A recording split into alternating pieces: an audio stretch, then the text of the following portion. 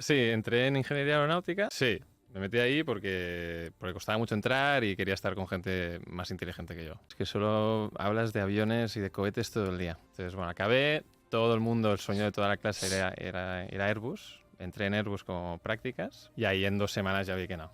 De verdad ya Que lo no era lo viste mío. claro. Sí, es que Airbus es gigante y es un poco es un ministerio. O sea, es una empresa que a nivel nacional y casi europeo es tan importante que es casi una empresa pública.